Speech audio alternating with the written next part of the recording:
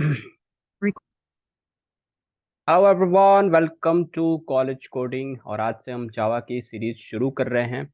और इसमें हम देखेंगे कि शुरू जो करेंगे वो हम करेंगे ऑब्जेक्ट ओरिएंटेड प्रोग्रामिंग से।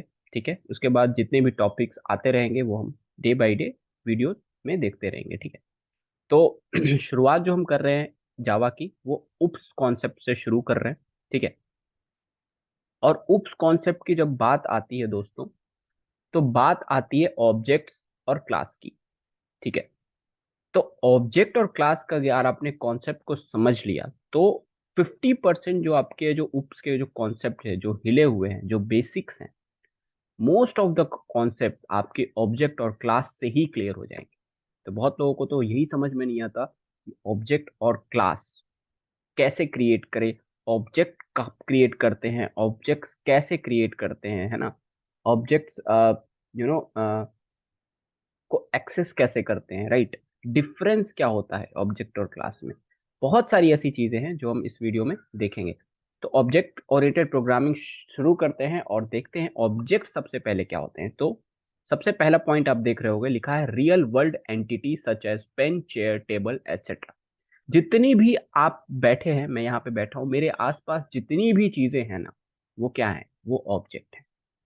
मेरे आसपास जितनी भी रियल जो मैं फिजिकली देख सकता हूँ, जो कुछ स्पेस ऑक्यूपाई कर रही हैं, वो क्या है, वो ऑब्जेक्ट्स है। इवन जो लॉजिकल चीजें हैं जैसे एडिशन, सब्ट्रैक्शन, है ना, तो ये भी क्या है, या कुछ भी जो मैथमेटिकल ऑपरेशन, कुछ भी आइदर फिजिकल हो आइदर लॉजिकल हो, वो जितनी भी मेरे आसपास की चीजें हैं वो सारी क्या है, वो ऑब्जेक्ट्स। तो ऑब्जेक्ट्स का मतलब क्या होता है, रियल वर्ल्ड एंटिटी। जैसे कि ये मोबाइल है ना, जैसे कि पेन, जैसे कि चेयर, जैसे कि टेबल। और ऑब्जेक्ट की जो कैटेगरी होती है, वो कोई भी ऑब्जेक्ट होता है उसकी तीन चीजें होती हैं। इसमें मैंने लिखा भी है, दूसरा जो पॉइंट है वो आप देख सकते हो। Object has state and behaviour such as dog. Dog state like colour and breed. Dog state क्या हो गया, colour, breed and behaviour is barking, है ना। जैसे मैंने बात किया डॉग की, तो डॉग क्या है, एक ऑब्जेक्ट है।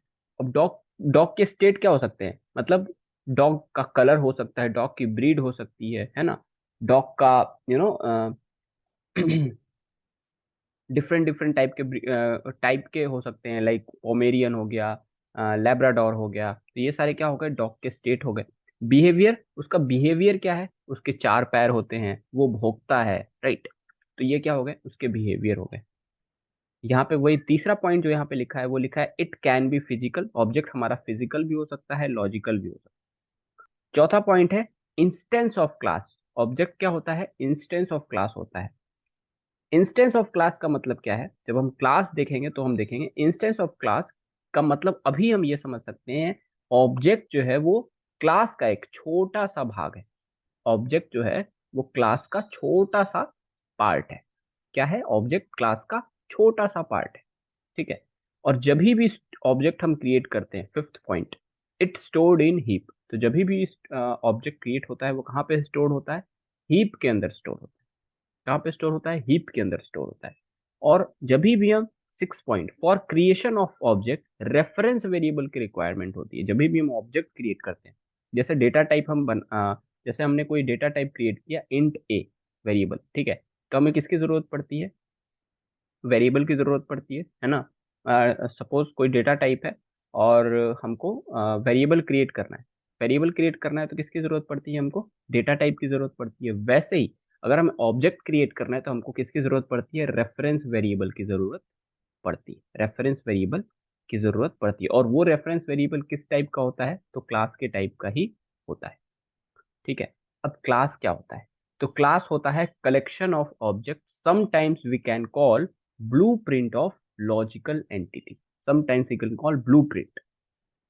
ठीक है, तो क्या होता है, हमारा जो ऑब्जेक्ट होता है वो क्या, क्लास जो होता है वो क्या होता है, कलेक्शन ऑफ ऑब्जेक्ट। जैसे ये मोबाइल है, ये तो एक मोबाइल है, लेकिन आपको पता है ना, ये मोबाइल कहीं ना कहीं तो बनता हो, कहीं पे बहुत सारे बल्क में मैन्युफैक्चर होता होगा। अब वो जहाँ पे बल्क में ये मोबाइल मैन्युफैक्चर हो रहा है, वो क्या है, वो क्लास है। पेन, पेन क्या है, ऑब्जेक्ट है। अब कहीं पे बल्क में पेन भी मैन्युफैक्चर हो रहा होगा, पेन की एक फैक्ट्री होगी। वो फैक्ट्री क्या है? पेन की क्लास है। ह्यूमंस, ह्यूमंस क्या है? ह्यूमन प्रोड्यूस हो रहे हैं, लेकिन कहीं ना कहीं, है ना, एक ह्यूमन दूसरे ह्यूमन से प्रोड्यूस हो रहा है, दूसरा ह्यूमन तीसरे ह्यूमन से। तो ग्रैंडफादर जो होंगे या ग्रैंड मदर या उनके पहले, तो ह्यूमन की भी क्या होगी? एक फैक्ट्री होगी, है ना। ह्यूमन क्या है? एक क्लास है। सपोज ह्यूमन एक क्लास है, और ह्यूमन क्या प्रोड्यूस करता है? डिफरेंट डिफरेंट चिल्ड्रन, अलग अलग। तो ह्यूमन क्या है? हमारा क्लास है। तो ह्यूमन से, ह्यूमन क्या हो गए? हमारे क्लास हो गए। उनके स्टेट क्या हो गए? कोई काला हो सकता है, कोई गोरा हो सकता है, किसी के बाल बड़े हो सकते हैं, किसी के बाल छोटे हो सकते हैं, किसी की नाक छोटी हो सकती है, किसी का। तो ये सारे क्या हो गए? उसके स्टेट्स एंड उसके बिहेवियर। तो हर चीज, जो भी ऑब्जेक्ट होता है, ऑब्जेक्ट जो क्लास होता है हमारा, वो कलेक्शन ऑफ ऑब्जेक्ट होता है। मतलब बहुत सारे ऑब्जेक्ट को हम मिला दें तो एक क्लास बनती है। ठीक है। It does not consume any space. ठीक है। जैसे ऑब्जेक्ट क्या होता है? जब भी हम ऑब्जेक्ट क्रिएट करते हैं तो हीप के अंदर स्टोर होता है, लेकिन क्लास कोई भी स्पेस या मेमोरी नहीं लेता है। When object of class is created, that class is instantiated and all instances share the attribute. ठीक है। मतलब जब भी आप ऑब्जेक्ट क्रिएट करते हो तो क्लास क्या होता है? उस समय इंस्टेंशिएट हो जाता है। जो जो भी, जैसे मैंने एक ऑब्जेक्ट क्रिएट किया, किसका? सपोज मैंने वापिस आपको बताया कि पेन क्या है, और एक ऑब्जेक्ट है। मैंने वो पेन एक क्रिएट किया, तो जब भी वो मैंने पेन क्रिएट किया, जब मैंने वो पेन क्रिएट किया, तो उस टाइम वो कहाँ, किसको इंस्टेंशिएट किया? पेन जहां से प्रोड्यूस हो रहा होगा, वहीं से तो वो पेन बन के आया होगा। तो वो पेन की जो क्लास है उसको क्या किया? इंस्टेंशिएट किया, है ना। इंस्टेंशिएट का मतलब वहां से उसने, वहां से वो मैंने पेन वहां पे प्रोड्यूस किया गया, और वो हम तक पहुंचा। राइट। तो पेन क्या है? वहां से प्रोड्यूस हुआ, और वहां यहाँ मतलब वहां से क्या हुआ? पेन का जो क्लास है वहां से पेन प्रोड्यूस हुआ, और ये पेन, एक पेन मेरे मेरे पास पहुंचा। ठीक है। तो ये क्या हो गया? तो जब भी हम ऑब्जेक्ट क्रिएट करते हैं तो क्लास इंस्टेंशिएट होता है, और जब वो क्लास इंस्टेंशिएट होता है तो उसके अंदर, उस क्लास के अंदर जितने भी उसके एट्रीब्यूट हैं, सपोज पेन की कलर, पेन का निब, कुछ भी हो सकता है, पेन के जितने भी स्टेट हैं, वो क्या करते हैं? वो ऑब्जेक्ट शेयर करते हैं। ये हम देखेंगे, ये पॉइंट हम जब हम कोड करेंगे, प्रोग्रामिंग करेंगे, तो ये पॉइंट हम देखेंगे। A single class can have many object. एक सिंगल क्लास के बहुत सारे ऑब्जेक्ट हो सकते हैं। अब मैंने पेन का एग्जांपल लिया, ये मोबाइल का एग्जांपल लिया। एक फैक्ट्री में क्या, एक फैक्ट्री है मोबाइल की, वहां पे कौन कौन से फोन बन रहे हैं? वहां पे मोटोरोला के भी फोन बन रहे होंगे, है ना। वहाँ पे आपको वहाँ पे मोटोरोला के फोन बन रहे होंगे, वहाँ पे एमआई का फोन बन रहा होगा, वहाँ पे आईफोन बन रहा होगा। राइट। तो वो सारे क्या हो गए? मोबाइल के क्या हो गए? ये मोबाइल है, ये मेरा मोटोरोला का है। कोई हो सकता है उसी मोबाइल की फैक्ट्री से क्या कर रहा होगा? एमआई का फोन ले रहा हो, कोई ओप्पो का फोन ले रहा हो, कोई वीवो का फोन ले रहा हो, है ना। तो एक सिंगल क्लास से हम कितने भी ऑब्जेक्ट्स बना सकते हैं। We can't create object of abstract class and interface. तो हम क्लास से क्या कर सकते हैं? ऑब्जेक्ट बना सकते हैं, लेकिन एब्स्ट्रैक्ट क्लास का हम ऑब्जेक्ट नहीं बना सकते, इंटरफेस का हम ऑब्जेक्ट नहीं बना सकते। Class content data member, method, constructor, nested class and interface. तो क्लास कंटेन क्या क्या करता है? तो क्लास क्या क्या कंटेन करता है? डेटा मेंबर कंटेन करता है, मेथड कंटेन करता है, कंस्ट्रक्टर कंटेन करता है, नेस्टेड क्लास और इंटरफेस। ठीक है। तो अभी तक हमने क्लास में क्या समझा कि क्लास क्या है? कलेक्शन ऑफ ऑब्जेक्ट है, या हम ये कह सकते हैं कि हम जितने चाहे इनफाइनाइट ऑब्जेक्ट हम क्रिएट कर सकते हैं। एक ऐसा मशीन है मेरे पास जहां से हम कितने भी चाहे, जितने भी चाहे, इतने ऑब्जेक्ट क्रिएट कर सकते हैं। उसका नाम क्या है? उसका नाम है क्लास। ठीक है। ये कोई मेमोरी कंज्यूम नहीं कर सकता, लेकिन अगर वो क्लास एब्स्ट्रैक्ट क्लास है या इंटरफेस है तो हम उसका ऑब्जेक्ट क्रिएट नहीं कर सकते। राइट। अब अगला हम देखेंगे कि हम ऑब्जेक्ट को क्रिएट कैसे करते हैं। अब तक तो हम पढ़ रहे थे कि ऑब्जेक्ट ये है, क्लास ये है, इन दोनों में डिफरेंस ये है ना। लेकिन ऑब्जेक्ट को क्रिएट करना हो या उसे इनिशियलाइज करना हो तो कैसे करते हैं? तो जब भी ऑब्जेक्ट को क्रिएट करना होता है तो न्यू की हेल्प से करते हैं, और इनिशियलाइज करना होता है तो तीन तीन तरीके से हम क्लास को इनिशियलाइज करते हैं: रेफरेंस वेरिएबल के थ्रू, मेथड के थ्रू और कंस्ट्रक्टर के थ्रू। ठीक है। तो वो हम देखेंगे अपने एडिटर में। अब यहाँ पे मैं जो एडिटर यूज कर रहा हूँ वो इक्लिप्स यूज कर रहा हूँ, और आपको एडिटर से कोई लेना देना नहीं। अगर आप कहोगे कि कोई जावा के प्रोग्राम्स एडिटर पे कैसे लिखें, रन कैसे करें, कंपाइल कैसे करें, शॉर्टकट्स क्या क्या हैं, ठीक है, तो उन सब पे मैं एक सेपरेट वीडियो आपको बना दूंगा। इंटेलिजे आप यूज कर सकते हो, इक्लिप्स यूज कर सकते हो, वो आज की क्लास का मोटो नहीं है, उसके लिए मैं एक सेपरेट वीडियो बना दूंगा। आज आपको ये बताना है कि क्लास और ऑब्जेक्ट्स क्या क्या होते हैं और उप्स ऑब्जेक्ट ओरिएंटेड प्रोग्रामिंग क्या होती है। ठीक है। अब इसके साथ साथ हम ये भी जानते हैं कि ऑब्जेक्ट ओरिएंटेड प्रोग्रामिंग का जरूरत क्यों पड़ा। ठीक है। ऑब्जेक्ट ओरिएंटेड प्रोग्रामिंग की जरूरत इसलिए पड़ी कि सपोज करो सपोज करो मेरे को मेरे बॉस ने, मैं कोई सॉफ्टवेयर इंजीनियरिंग सॉफ्टवेयर कंपनी में काम कर रहा हूँ, मेरे को बॉस ने बोला कि अनिमेश एक ऐसा वेरिएबल बनाओ जिसमें मैं स्टूडेंट के जो डिटेल्स है उसको स्टोर कर सकूं, है ना। अब देखो मैंने यहाँ पे एक क्लास खुद से बनाया है, क्या नाम रखा है इसका, स्टूडेंट। तो मेरे को मेरे बॉस ने बोला कि अनिमेश एक काम करो, स्टूडेंट का एक एक ऐसा वेरिएबल बनाओ जहाँ पे मैं सारे के सारे स्टूडेंट का नेम स्टोर कर सकूं। मैंने बोला ठीक है सर। तो मैंने क्या किया, एक स्ट्रिंग डेटा टाइप लिया और उसमें नेम नाम का वेरिएबल बनाया और उसको मैंने क्या किया, उसको मैंने नेम नाम का एक वेरिएबल बनाया और बोला कि यस सर, एक मैंने नेम नाम का वेरिएबल बनाया, इसमें आप जितने भी चाहो उतने स्टूडेंट का आप डिटेल स्टोर कर सकते हो। तो सर बोले ठीक है, अच्छी बात है। अब एक काम करो निमेश, एक और वेरिएबल मेरे को बना के बताओ जिसमें मैं उनके एज को स्टोर कर सकूँ। तो मैंने बोला ठीक है सर। मैंने एक एज नाम का वेरिएबल बनाया और उसमें मैं बोला कि आप एज, जितने भी स्टूडेंट की एज है वो आप इस वेरिएबल में स्टोर कर सकते हो। बोला ठीक है। अब तीसरा जो मेरे बॉस ने मेरे को टास्क दिया, बोला कि निमेश एक काम करो, तुम, मैं जब बोला तुमसे कि एक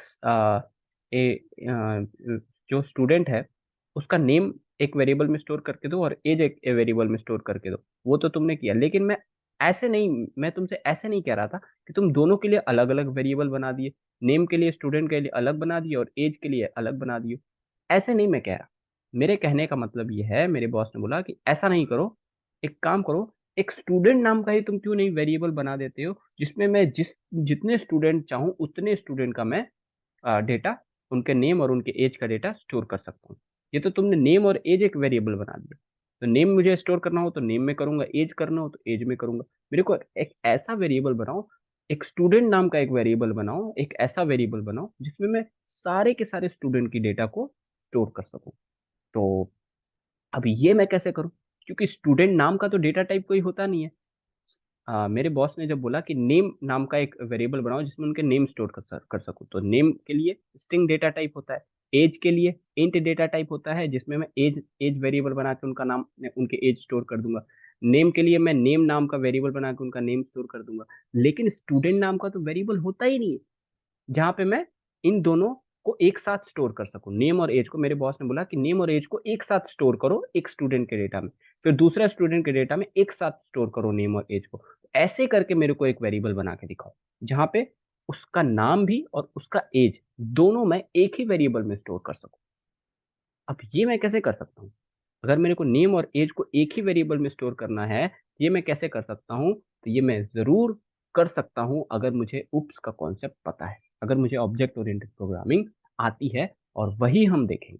ठीक है। तो मैं आपको तो अभी हम देखेंगे, सबसे पहले तो देखेंगे कि ऑब्जेक्ट क्रिएट कैसे करते हैं, फिर ये भी देखेंगे कि हम कैसे एक वेरिएबल के अंदर उसका नेम और उसका एज दोनों स्टोर कर सकते हैं। सबसे पहले मैं एक मेथड बना लेता हूँ मेन, क्योंकि मेन फंक्शन तो हर जगह जरूरत होता है। अगर आप सी प्लस प्लस सी लैंग्वेज में भी कर रहे हो तो जो भी आप प्रोग्रामिंग करते हो मेन के अंदर ही करते हो। इसलिए जो जावा के अंदर जो मेन फंक्शन लिखते हैं वो इस तरीके से कुछ लिखते हैं, public static void main.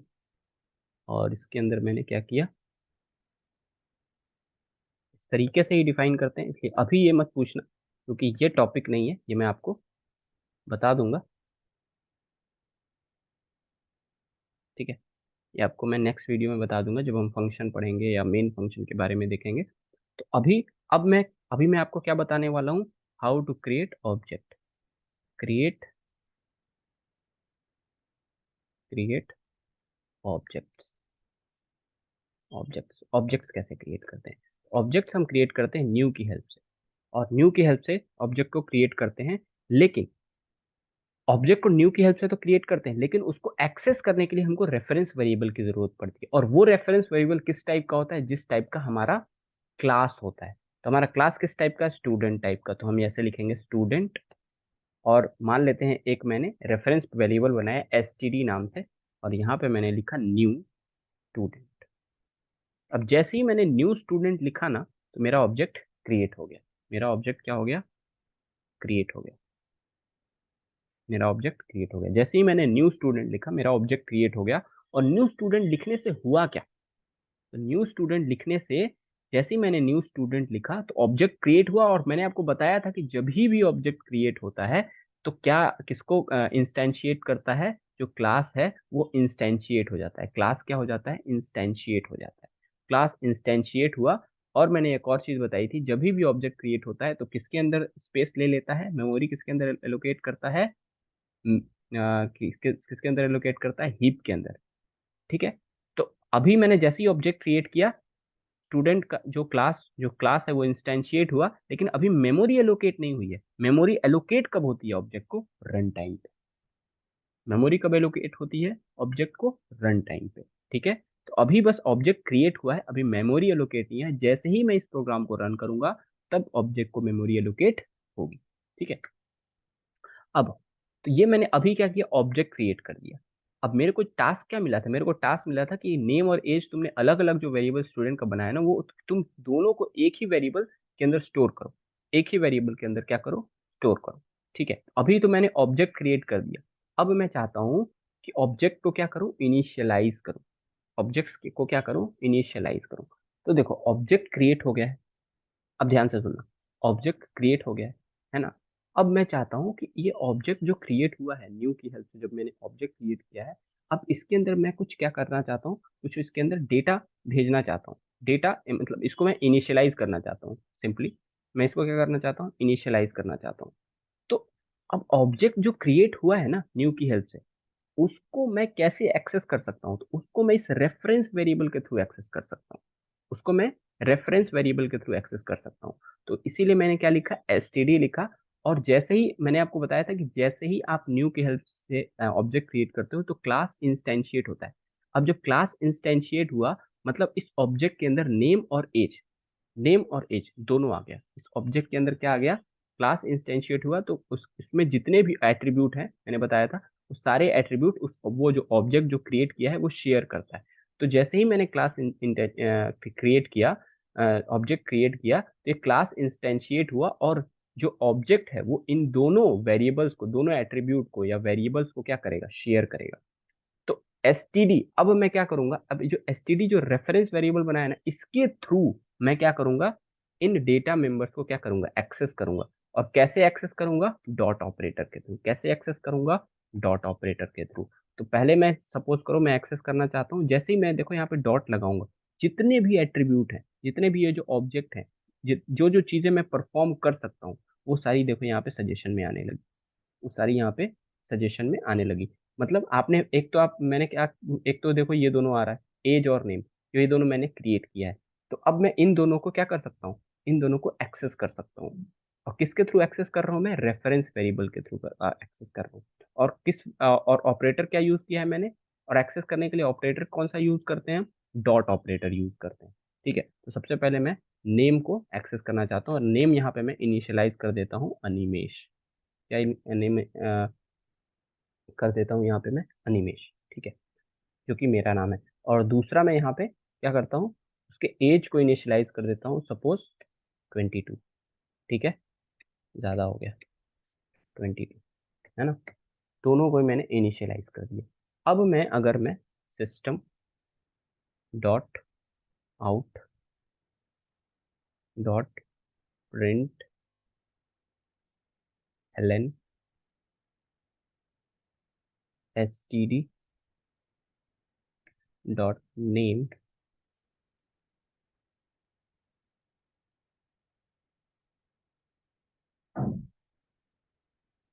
S T D space के लिए मैंने ये दिया है डॉट एज। अब मैं इसको अगर रन करूं, इस प्रोग्राम को,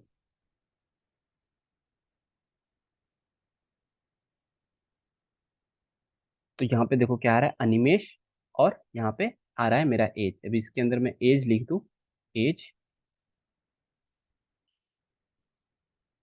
तो क्या हो जाएगा? ऐसे करके थोड़ा अच्छा लगेगा, बस इसलिए मैंने लिखा है, बाकी इससे कोई लेना देना नहीं। यहाँ पे क्या आएगा? अनिमेश एज एज थोड़ा स्पेस नहीं रहा, एज 22, ठीक है, अनिमेश एज 22। क्या आ रहा है यहाँ पे, अनिमेश एज 22। तो मेरे बॉस ने मेरे को जो काम दिया था वो मैंने कर दिया, मेरे बॉस ने काम दिया था वो मैंने कर दिया। मैंने एक वेरिएबल बनाया, क्या, एसटीडी, एक वेरिएबल, और उसके अंदर मैंने उसका नेम और उसका एज, का नेम और उसका एज दोनों को क्या कर दिया। मेरे बॉस ने क्या काम दिया था कि अनिमेश एक काम करो कि तुम जो दोनों के लिए अलग अलग वेरिएबल बनाओ ना, वो एक ही वेरिएबल बनाओ, और उस एक ही वेरिएबल में दोनों को डेटा को क्या करो, डिस्प्ले करो। उस एक ही वेरिएबल के अंदर उसका नेम भी आ जाए और उसका एज भी आ जाए। तो देखो एक ही वेरिएबल बनाया और उसमें उसका नेम भी डिस्प्ले हो रहा है और उसका एज भी डिस्प्ले हो रहा है। तो ऑब्जेक्ट ओरिएंटेड प्रोग्रामिंग की हेल्प से हम कोड को अपने मिनिमाइज भी कर सकते हैं, रिड्यूस भी कर सकते हैं, अलग अलग वेरिएबल बनाते हैं। और अ, और क्या हम कर सकते हैं, हम अपने अकॉर्डिंग, हम यूजर के अकॉर्डिंग अपने डेटा टाइप को क्या कर सकते हैं, और अपने अपने खुद के डेटा टाइप्स बना सकते हैं, अपने खुद के डेटा टाइप्स क्या कर सकते हैं, बना सकते हैं। ठीक है, तो ये है ऑब्जेक्ट ओरिएंटेड प्रोग्रामिंग का सबसे बड़ा एडवांटेज। ठीक है, और ऐसे हम ऑब्जेक्ट को किसके थ्रू इनिशियलाइज करते हैं, रेफरेंस वेरिएबल के थ्रू हम क्या कर सकते हैं, अपने ऑब्जेक्ट्स को इनिशियलाइज कर सकते हैं। दूसरा जो तरीका है ऑब्जेक्ट को इनिशियलाइज करने का, वो है मेथड्स। वो क्या है, वो है मेथड्स, है ना, अब मेथड। ठीक है, और एक और अच्छी बात क्या होती है ऑब्जेक्ट ओरिएंटेड प्रोग्रामिंग में, कि आप क्या कर सकते हो, चलो वो मैं आपको आ, काम करूंगा, वो मैं जब आपको कंस्ट्रक्टर बताऊंगा तो उसमें आपको ये चीज़ अच्छे से समझ में आएगी। पहले मेथड्स देखते हैं। दूसरा तरीका क्या है, दूसरा तरीका है आप मेथड्स के थ्रू भी आप अपने ऑब्जेक्ट्स को इनिशियलाइज कर सकते हो। जैसे मैंने यहाँ पे एक मेथड बनाया, गेट डिटेल्स, गेट डेट कर देता हूँ, गेट, एक मेथड बनाया public, public void get details ही कर देता हूँ, चलो, गेट डिटेल्स, डिटेल्स, और मैं इसके अंदर पास कर देता हूँ string name comma int age. ठीक है, और इसके अंदर दिस डॉट दिस, जो हम यूज करते हैं अगर करंट ऑब्जेक्ट को जो हमारा जो करंट ऑब्जेक्ट है, जो करंट वेरिएबल है, उसको अगर हमें बताना हो, जो करंट वेरिएबल्स कौन कौन से हैं हमारे, जो मैंने इस क्लास में बनाया है करेंटली, वो है नेम और एज, है ना, जो करंट अवेलेबल है, तो उसको अगर हम वो दर्शाना हो तो उसके लिए हम किसका यूज करते हैं, दिस का यूज करते हैं। अभी आप बस इतना समझो, बाकी दिस के बारे में देखेंगे, अच्छे से देखेंगे। ठीक है, और यहाँ पे नेम को मैं कर देता हूँ, यहाँ पे नेम कर देता हूँ, और यहाँ पे कर देता हूँ नेम, और यहाँ पे दिस डॉट एज कर देता हूँ, यहाँ पे एज। ठीक है, अब अब ये मेथड जो बना है इसको मैं यहाँ पे कॉल कर देता हूँ। ऑलरेडी मैंने एसटीडी नाम का रेफरेंस वेरिएबल बना ही रखा है, और एसटीडी जो रेफरेंस वेरिएबल बनाया है ना, जैसे ही मैं डॉट लगाऊंगा, क्लास के अंदर जो जो मैंने चीजें की हैं, क्लास के अंदर मैंने क्या क्या किया, एक तो मैंने नेम नाम का वेरिएबल बनाया, एक एज नाम का वेरिएबल बनाया, और एक मेथड बनाया। ये देखो, एक मेथड बनाया। तो जैसे ही मैं एसटीडी डॉट करूंगा ना, जो जो चीजें आपने क्लास के अंदर क्रिएट करी होंगी वो सारी चीजें आ जाएंगी। देखो, एक आपने वेरिएबल बनाया है, नेम बनाया, एक वेरिएबल बनाया है, और क्या बनाया आपने, एक मेथड बनाया है गेट डिटेल्स। देखो ये भी आ रहा है, तो मुझे ये चाहिए, तो मैं क्या करूंगा, इसको कॉल कर दूंगा, और इसको कॉल करूंगा और यहाँ पे दो आर्गुमेंट पास कर दूंगा।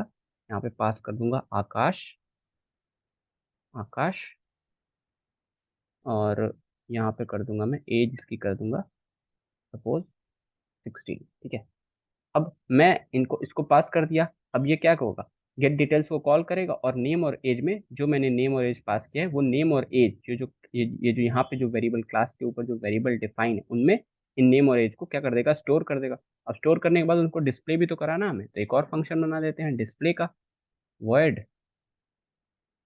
डिस्प्ले, डिस्प्ले, यहाँ पे क्या कर देगा, डिस्प्ले कर देगा, यहाँ पे क्या कर देगा, डिस्प्ले कर देगा सिस्टम।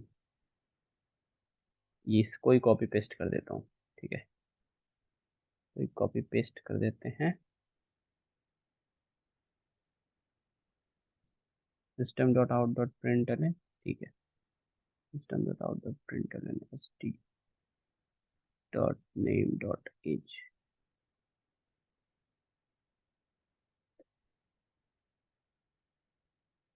अब एसटीडी की अब हमें डॉट की जरूरत थोड़ी है, यहाँ पे ये तो हम क्लास के अंदर ये फंक्शन बनाया है ना, तो हमें डॉट की जरूरत तो है नहीं, हम डायरेक्टली इसको एक्सेस कर सकते हैं। इस फंक्शन के अंदर हमें बनाए थे, इसलिए हमें किसकी जरूरत पड़ रही थी। अब ये तो ये फंक्शन ही खुद किसके अंदर किसके अंदर डिफाइन है, इस क्लास के अंदर डिफाइन है, तो हम नेम और एज डायरेक्टली हम कॉल कर सकते हैं इन वेरिएबल्स को। और फिर से अब हम क्या करते हैं, यहाँ पे अपने प्रोग्राम को रन करते हैं और देखते हैं क्या हो रहा है। देखो अब यहाँ पे क्या हुआ, ये नेम और एज, यहाँ पे अनिमेश एज 22 तो आ रहा है, ये नहीं आ रहा है, क्यों? क्योंकि इस फंक्शन को मैंने कॉल ही नहीं किया, इस फंक्शन को हमको कॉल भी करना होगा। कॉल नहीं करेंगे, मेन फंक्शन, हर एक जो भी फंक्शन आप क्रिएट करते हो ना उसको कॉल करना पड़ता है। आप कहते हो मेन फंक्शन फिर कैसे रन रहा है, तो मेन फंक्शन को ऑपरेटिंग सिस्टम कॉल करते हैं, राइट। तो हर एक फंक्शन बिना कॉल किए ऑपरेट नहीं होता, हर एक फंक्शन को कॉल करना होता है। ठीक है, तो यहाँ पे डिस्प्ले वाले फंक्शन को मैं क्या कर दिया, कॉल कर दिया। अब देखो फटाक से ये क्या हो जाएगा, प्रिंट हो जाएगा। देखो आकाश, अनिमेश इज 22 और आकाश इज 16। तो इस तरीके से मेथड के थ्रू, पहले मैंने क्या किया, रेफरेंस वेरिएबल के थ्रू क्या किया, ऑब्जेक्ट को इनिशियलाइज किया, फिर मैंने क्या किया, मेथड के थ्रू ऑब्जेक्ट को क्या किया, इनिशियलाइज किया। तो इस तरीके से हम ऑब्जेक्ट को कैसे इनिशियलाइज कर सकते हैं, एक रेफरेंस वेरिएबल के थ्रू, एक मेथड के थ्रू। तीसरा तीसरा मेथड भी मैंने आपको बताया था, कंस्ट्रक्टर के थ्रू। तो कंस्ट्रक्टर जब और डिटेल में देखेंगे कंस्ट्रक्टर को, उस टाइम में आपको कंस्ट्रक्टर के टाइप, कंस्ट्रक्टर से कैसे ऑब्जेक्ट को इनिशियलाइज करते हैं, और भी बहुत सारी चीजें कंस्ट्रक्टर के बारे में जानेंगे। Till that time keep watching, subscribe and share this video. Thank you so much, thank you.